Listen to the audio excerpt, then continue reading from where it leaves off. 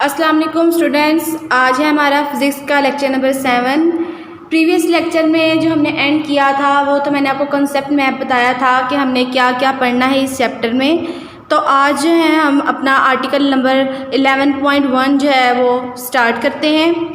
क्या है उसका title? Sound waves. Sound waves में आपके पास जो है वो ये इसका लॉन्ग क्वेश्चन भी आता है, स्टेप वाइज के शॉर्ट क्वेश्चंस भी आते हैं। मैं आपको पहले टॉपिक पढ़ा देती हूँ, फिर उसके बाद मैं आपको बताती हूँ इसमें से लॉन्ग क्वेश्चंस किस तरह से आएंगे और इसी टॉपिक में से शॉर्ट क्वेश्चंस क्या क्या बन रहे हैं। ठीक है, सबसे पहले साउंड वेव्स, तो इसकी डेफिनेशन करनी है आपने कि साउंड वेव्स क्या होती हैं। अपनी कॉपीज़ निकालें और जो मैं आपको इसकी डेफिनेशन जो है वो डिक्टेट कराती हूँ तो आपने उसको अपनी कॉपीज़ पर लिखना है। ठीक है, तो निकालें अपनी कॉपीज़, लिखना स्टार्ट करें। A sound wave is a pattern of disturbance caused by the movement of energy traveling through medium as it propagates away from source of sound। ये आपने इसकी डेफिनेशन करनी है कि साउंड वेव क्या है। अच्छा, फिर से रिपीट कर देती हूँ मैं। A sound wave is a pattern of disturbance caused by the movement of energy traveling through medium as it propagates away from the source of sound। यह आपने इसकी डेफिनेशन लिखनी है। क्या कहना चाह रहा है वो इसमें कि साउंड वेव्स क्या होती हैं? पैटर्न है डिस्टर्बेंस का, और ये किस वजह से होती है? जब भी जो है एनर्जी जो है वो ट्रैवल करती है तो उसकी वजह से जो डिस्टर्बेंस होती है वो उसको हम क्या कहते हैं? साउंड वेव्स कहते हैं। ठीक है, ये आपने इसकी डेफिनेशन कर ली। उसके बाद जो है आपने बताना है यहाँ पर कि किस तरह से साउंड वेव्स जो है वो प्रोड्यूस की जाती हैं। ठीक है, साउंड वेव्स को प्रोड्यूस करने के लिए क्या है, मैंने आपको कॉन्सेप्ट में बताया था कि vibrating body by a vibrating body, के साउंड वेव्स किस तरह से प्रोड्यूस की जाएंगी? वाइब्रेटिंग बॉडी की वजह से। और उसी के बाद साउंड वेव्स का ही एक आर्टिकल है हमारे पास, नीचे आ जाता है, सब आर्टिकल है, requires medium from its propagation, कि इसकी प्रोपोगेट करने के लिए उसको मीडियम की ज़रूरत पड़ती है। और उसके बाद बताएंगे कि इसकी साउंड वेव्स की नेचर जो है वो लॉन्गिट्यूडनल किस तरह से है। तो सबसे पहले आपको डेफिनेशन मैंने डिक्टेट करवा दी है, इसकी डेफिनेशन याद कर लीजिएगा। उसके बाद जो है मैं आपको पढ़ाती हूँ कि किस तरह से जो है वो साउंड प्रोड्यूस की जाती हैं वाइब्रेटिंग बॉडी की मदद से। यहाँ पे टॉपिक देखें, sound is produced by a vibrating body. अपनी बुक का पेज नंबर 20 निकालें, वहाँ पर जो है उसने एक ग्रीन कलर की हेडिंग दी हुई है, वो क्या है? Sound is produced by vibrating body. उसमें एक्टिविटी दी हुई है उसने 11.1।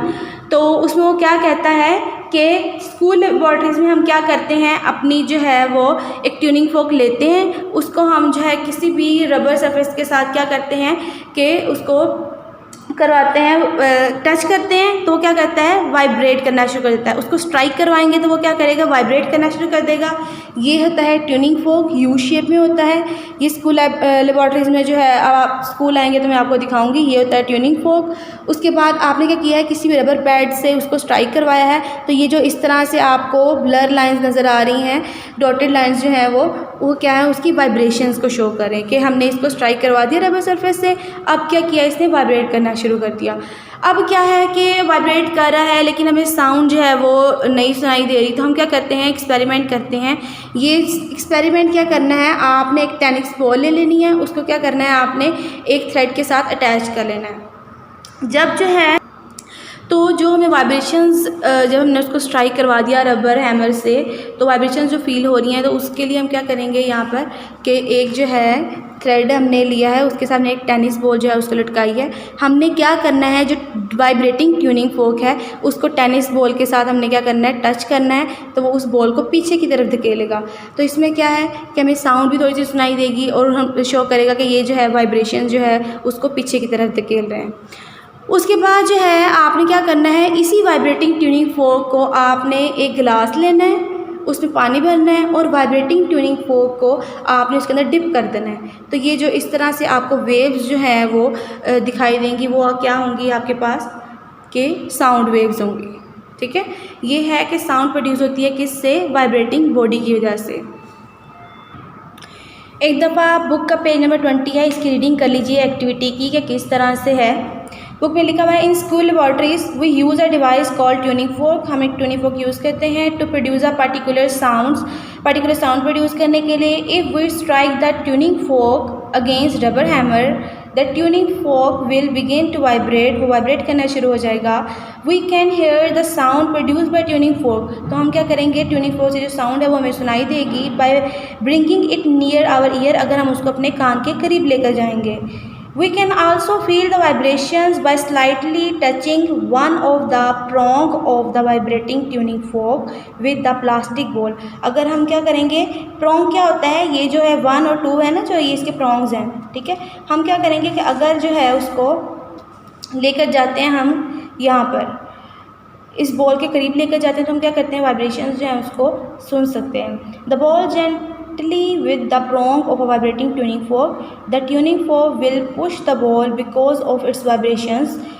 ये वाला एक्सपेरिमेंट कंप्लीट हो गया। नेक्स्ट आपने क्या करना है कि उसको डिप करना है कहाँ पर, एक वाटर जो है उसके ग्लास के अंदर। हम क्या करेंगे, now if we dip the vibrating tuning fork into a glass of water we will see a splash. हम स्प्लैश क्या होता है, पानी इस तरह से बाहर की तरफ निकलेगा।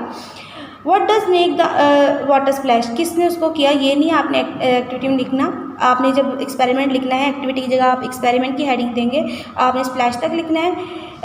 उसके बाद कंक्लूजन क्या देना है, from this activity we can conclude that sound is produced by vibrating bodies. यहाँ पे आपने कंक्लूजन की हेडिंग देनी है इस लाइन से पहले, फ्रॉम दिस एक्टिविटी से पहले आपने कंक्लूजन की हेडिंग दे के इसको टॉपिक को एंड कर देना है, ठीक है। ये लॉन्ग क्वेश्चन आपको आएगा, मैं आप बताती हूँ किस तरह से आएगा।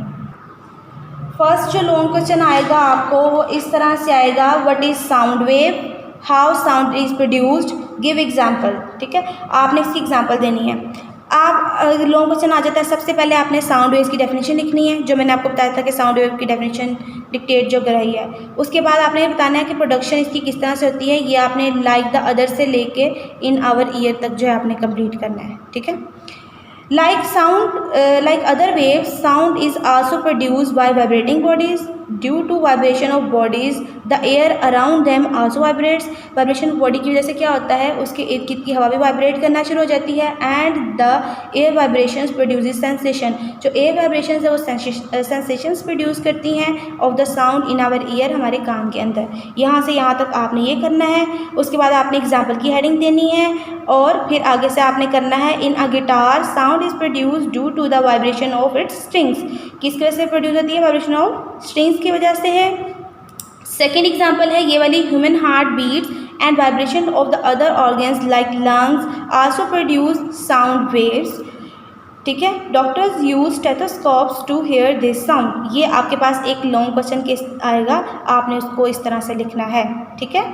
नेक्स्ट जो है आपके पास ये वाला जो मैंने टॉपिक आपको पढ़ाया है, sound is produced by a vibrating body, तो इसके लिए आपने क्या करना है, इसका लॉन्ग क्वेश्चन ही आएगा आपको। वो किस तरह से आएगा, with the help of an activity make it clear that sound is produced by a vibrating body. तो उसके लिए आपने क्या करना है, ये पूरा का पूरा एक्सपेरिमेंट ही लिखना है, इसमें से कुछ भी कट नहीं करना। और इसके साथ ये वाली और नेक्स्ट जो 2 फिगर्स थी, ये वाली और ये वाली जो है आपने बनानी है, ठीक है।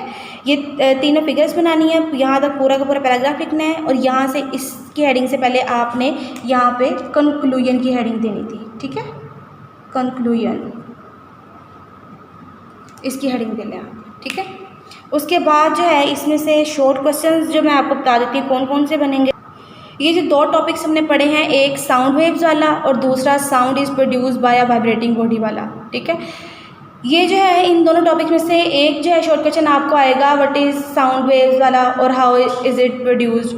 वो उसमें आपने साउंड वेव्स की डेफिनेशन लिखनी है, उसके बाद यहाँ से यहाँ तक आवर ईयर तक जो है कंप्लीट कर देना है। ये आपके पास शॉर्ट क्वेश्चन है कि किस तरह से है, what is sound wave, how sound is produced. आपने क्या करना है, साउंड वेव की डेफिनेशन लिखनी है और ये वाला पैराग्राफ लिखना है, लाइक अदर वेव से लेके आवर ईयर तक। ये आपका एक शॉर्ट क्वेश्चन हो गया। नेक्स्ट जो है इस जो है टॉपिक में से शॉर्ट क्वेश्चन बनेगा, वो क्या होगा, what is tuning folk. Tuning फोक क्या होता है, इसकी डेफिनेशन लिख लीजिए, अपने बुक कॉपीज़ निकालें और डेफिनेशन लिखना स्टार्ट करें। It is a U shaped body having 2 metal prongs with a stem at the bottom and is used for producing sound of particular frequency। ये है ट्यूनिंग फोर्क की जो है डेफिनेशन। एक दफ़ा फिर से रिपीट कर देती हूँ मैं। It is a U-shaped body having two metal prongs with a stem at the bottom and is used for producing sound of particular frequency।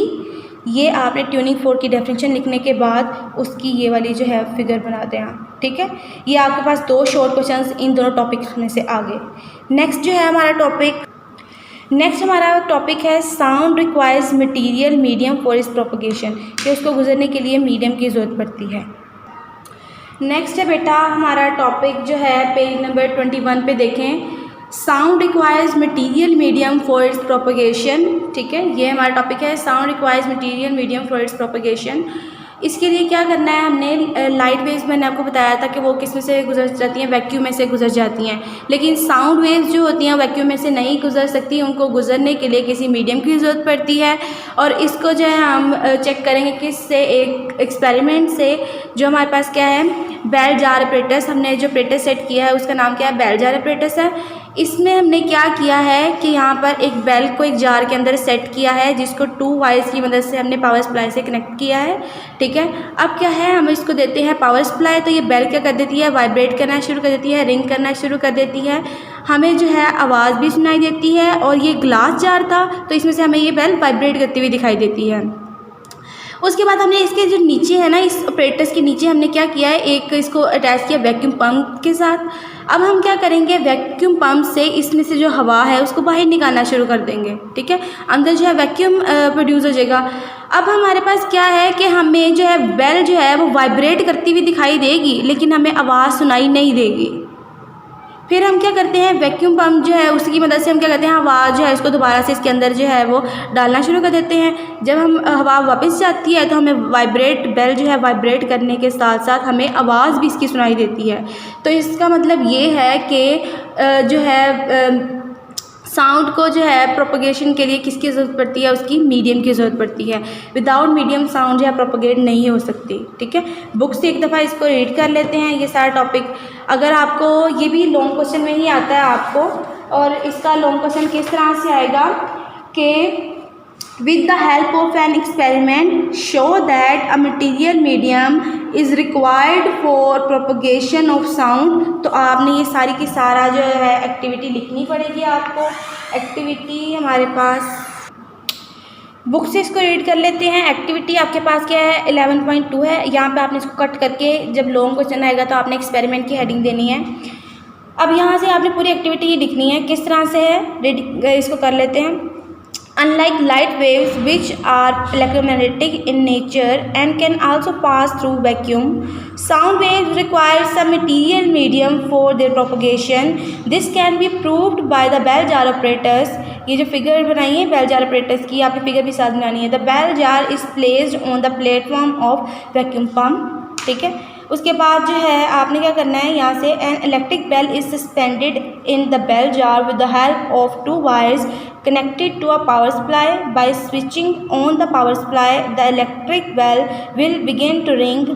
वो बजना शुरू कर देगी। We can hear the sound of the bell। हम जो है उसकी आवाज़ सुनाई देना शुरू हो जाएगी। Now start pumping out the air from the jar by means of a vacuum pump। Vacuum pump से उसके अंदर से हवा बाहर निकाल दी हमने। The sound of the bell starts becoming more and more feeble and eventually dies out। कि वो हल्की होती होती क्या हो जाएगी, बिल्कुल जो है वो हमें सुनाई नहीं देगी, ख़त्म हो जाएगी। Although bell is still ringing, bell जो है वो बज रही होती है लेकिन हमें आवाज़ सुनाई नहीं दे रही होती। When we put the air back into the jar, we can hear the sound of the bell again। अब दोबारा हवा जार के अंदर डालेंगे, दोबारा हमें आवाज़ सुनाई देगी। तो आपने नीचे कंक्लूजन क्या देना है, we conclude the sound that sound waves can only travel, propagate in the presence of air और अनदर मीडियम, ठीक है। ये आपका एक लॉन्ग क्वेश्चन है, ये पूरा का पूरा कंप्लीट हो गया। आपने इसके साथ ये जो है फिगर भी बनानी है। ये तो होगा आपका लॉन्ग क्वेश्चन। अब इसी टॉपिक में से आपको एक शॉर्ट क्वेश्चन भी आता है, वो क्या आएगा, अपनी कॉपीज़ पे राइट करें, क्वेश्चन भी और उसके बाद आंसर भी। क्वेश्चन आपके पास क्या आएगा, why medium is required for the propagation of sound waves. ठीक है, इसका आंसर लिखना स्टार्ट करें। इसका आंसर आपके पास क्या है? Sound waves are compressional waves. Compressional waves in nature, sound waves are compressional waves in nature, that is the type of mechanical waves, and we know that mechanical waves require medium for their propagation, so we can say material medium is necessary for the propagation of sound from one point to another. This material medium can be a gas, a liquid और a solid. ठीक है, ये है आपका short question. एक दफ़ा फिर से रिपीट कर देती हूँ। क्वेश्चन क्या है आपके पास? Why medium is required for the propagation of sound waves.